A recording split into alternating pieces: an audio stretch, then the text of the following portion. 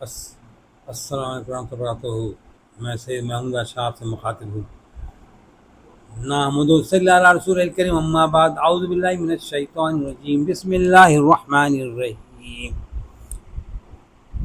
میرے ساتھیوں، بھائیوں، دوستوں، بزرگوں، آج آپ کی خدمت میں باپ کی اہمیت کے بارے میں کچھ بتانا چاہتا ہوں تاکہ آپ اس سے مستفید ہوں اور اس پہ عمل کریں۔ کہتے ہیں ماں کے لیے، جیسے کہتے ہیں کہ بھائی ماں کی خدمت سے جنت ہے، تو آپ سے فرمایا کہ حدیث مفہوم میں یہ کہ باپ جنت کا دروازہ ہے، اور کہتے ہیں کہ جس نے باپ کو تکلیف دی، جس نے باپ کو تکلیف دی تو کہتے ہیں کہ آخرت میں تو اس کا حساب کتاب ہوگا۔ کہتے ہیں دنیا، آپ سے فرمایا وہ انتظار کرے، اس کو موت اس وقت تک نہیں آئے گی، جب تک کہ دنیا میں بھی اس کو سزا نہ مل جائے۔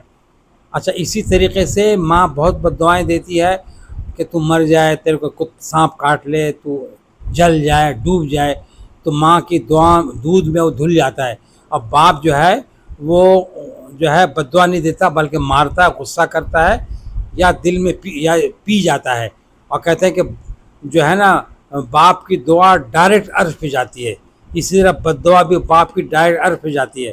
جس طرح ماں کی خدمت جنت فرمایا آپ صلی اللہ علیہ وسلم نے، اسی طرح فرمایا کہ باپ جنت کا دروازہ ہے۔ تو ظاہر بات ہے کہ دروازے سے آدمی داخل ہوگا نا بھائی۔ اور تیسری چیز یہ کہ کہتے ہیں کہ ایک صحابی رسول آپ صلی اللہ علیہ وسلم خدمت اقدس میں حاضر ہوئے، کہنے لگے کہ میرے باپ نے یہ چیزیں مجھ سے لے لی ہیں، تو میرے باپ نے یہ چیزیں لے لی ہے۔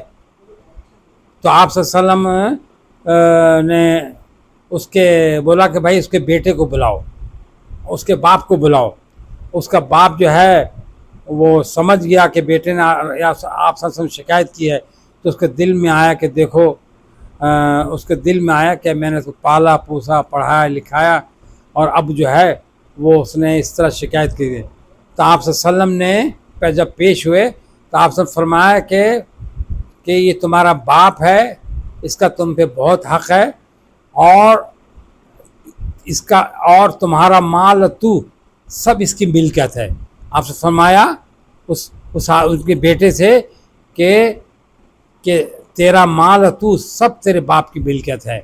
اور دوسری بات یہ کہ جو باپ کو تکلیف دیتا ہے، دکھ پہنچاتا ہے، تو اوپر اللہ تعالیٰ تو سزا دے گا ہی، حساب کتاب کرے گا۔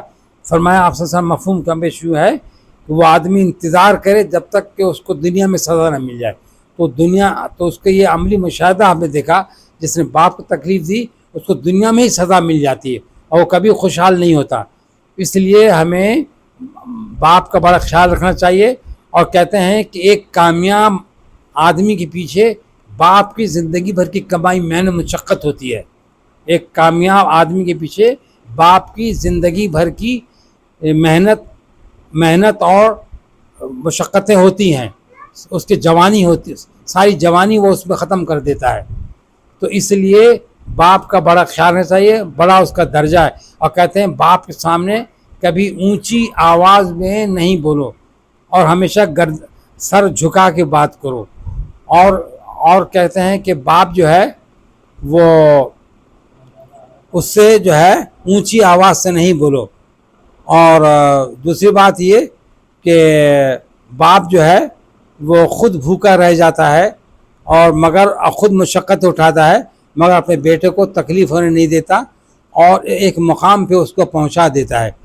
ہم نے ایسے بھی دیکھا کہ ایک آدمی تھا، بہت بڑا افسر تھا، تو اس کا باپ بیچارہ جو تھا وہ ایسے سادہ دیہاتی تھا۔ وہ جب دفتر گیا ملنے کے لیے تو لوگوں اس کے سب آرڈینیٹ افسران بیٹھے تھے، بولا کون ہے؟ بولا میرے نوکر ہیں۔ تو اس کو بہت تکلیف ہوئی، تو اس نے غصے میں کہا، اس کے باپ نے کہا کہ میں اس نوکر نہیں ہوں، اس کی ماں کا خصم ہوں۔